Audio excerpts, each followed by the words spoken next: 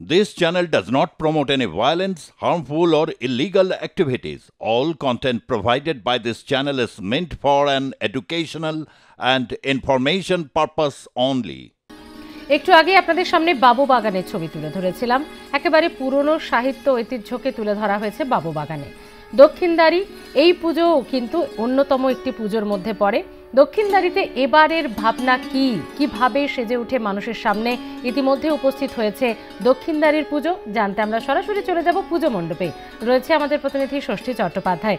ষষ্ঠী, কলকাতার আনাচে কানাচে প্রান্ত থেকে ও প্রান্ত আমরা ঘুরে বেড়াচ্ছি, বিভিন্ন রকম থিম দেখা যাচ্ছে সেখানে। দক্ষিণদারিতে কি দেখছো ষষ্ঠী?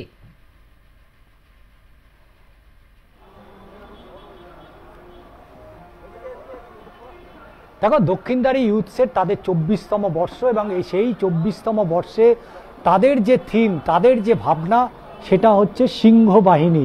অর্থাৎ তপন সিনহা পরিচালক, তার শতবর্ষেই এই থিম করা হয়েছে এবং এই মুহূর্তে আমার চিত্র সাংবাদিক বিনয়কে বলবো সেই ছবিটা দেখানোর। এবং এই দক্ষিণদারিতে মূলত তারা প্রতি বছরই একটা নতুন চমক নিয়ে আসে, কিন্তু এবছর তাদের যে থিম সেখানেও কিন্তু একটা বড় সড়ো চমক রয়েছে।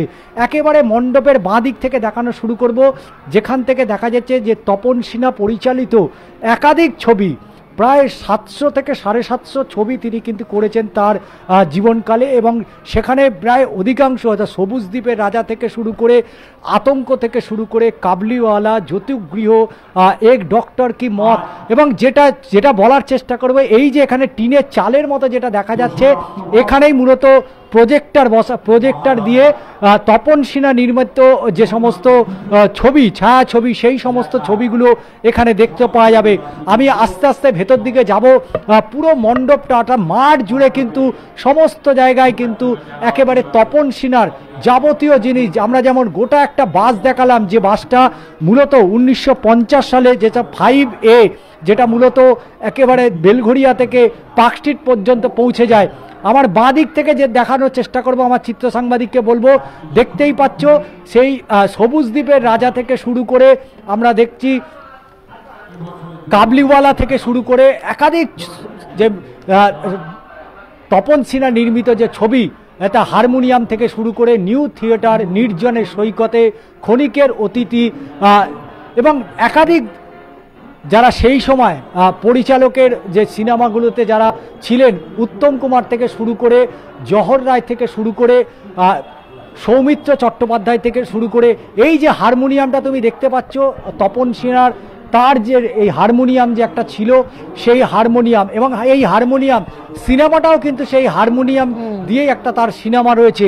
এবং এই রকম একাধিক এবার দেখাতে পাওয়া যাচ্ছে যে এত চরিত্রের মাঝে কাহিনীর মুখ্য চরিত্র কিন্তু না, মানসী একটি হারমোনিয়াম, এবং এক রাজকন্যার হাত থেকে সেটি হাত বদল হয়ে ঘুরে বিভিন্ন পরিবারের মধ্যে, এবং কারোর ধারণা হয় যার বাড়িতে এই হারমোনিয়ামটি ঢোকে তারই কপাল পড়ে।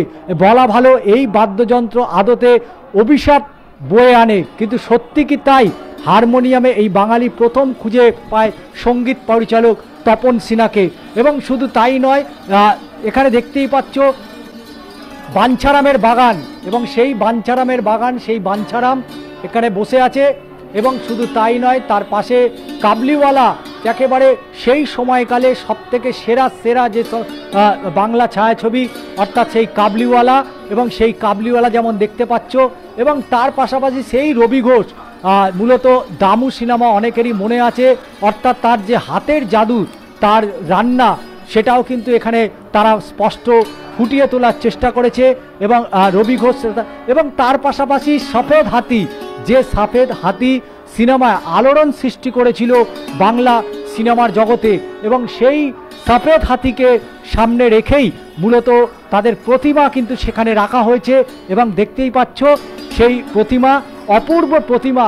এবং একে কথা যেটা বলা যেতে পারে, যে একেবারে মহালয়ার দিন থেকে যেভাবে দর্শকদের যে ভিড়, টানতে শুরু করেছে ইতিমধ্যেই দক্ষিণদারিতে, তাতে করে বলার অপেক্ষা রাখে না। সময় যত গড়াবে এবং আরও যে ছবিটা দেখানোর চেষ্টা করবে, দেখছো একটা আস্ত ট্যাক্সি রয়েছে, অর্থাৎ সেই সময়কালের যে ট্যাক্সি, অর্থাৎ কালো এবং হলুদ রঙের ট্যাক্সি, সেই ট্যাক্সি যেমন এখানে রয়েছে, গোটা একটা ট্যাক্সি এখানে রাখা হয়েছে।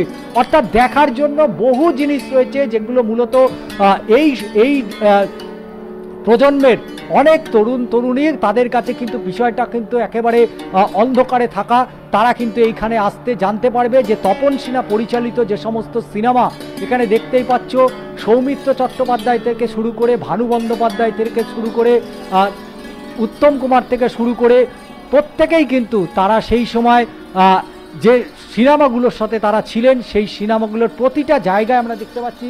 এবং এখানে একটা বড়, তুমি দেখো, বড় একটা হুইল চেয়ার রাখা হয়েছে এবং সেই হুইল চেয়ারটা দেখতে পাচ্ছ, একটা মস্ত বড় হুইল চেয়ার, এবং সেই হুইল চেয়ারেরও একটা ইতিহাস রয়েছে, যে ইতিহাসটা অবশ্যই পাশে লেখা রয়েছে যে এই হুইল চেয়ারের ঠিক ইতিহাসটা কী, এবং সেটা কিন্তু সম্পূর্ণরূপে লেখা আছে। 1994 সালে মুক্তি পেয়েছিল তপন সিনহার এই হুইল চেয়ার, এবং সেই হুইল চেয়ারটাকে কিন্তু দেখতেই পাচ্ছ, সেই হুইল চেয়ার।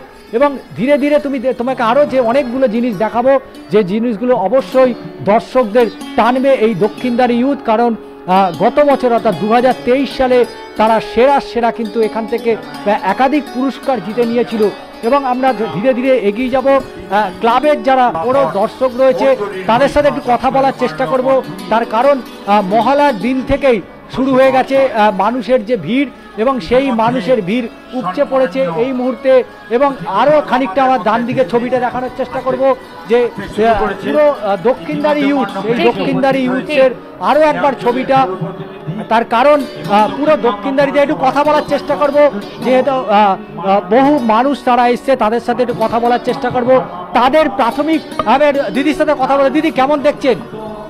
ভালো, খুব সুন্দর হয়েছে প্যান্ডেল। লাগছে একেবারে, আজকে তো মহালয়া। হ্যাঁ, আর অন্যান্য সময় পুজোটা মূলত থেকে শুরু হয়, মহালয়া থেকে সেটা দেখি মহালয়া থেকে উদ্বোধন এখন হয়ে যায়। মমতা ব্যানার্জি আমাদের মুখ্যমন্ত্রী সমস্ত উদ্বোধন করে দেন, তো আরো বেশি দিন পাই আমরা ঠাকুর দেখার।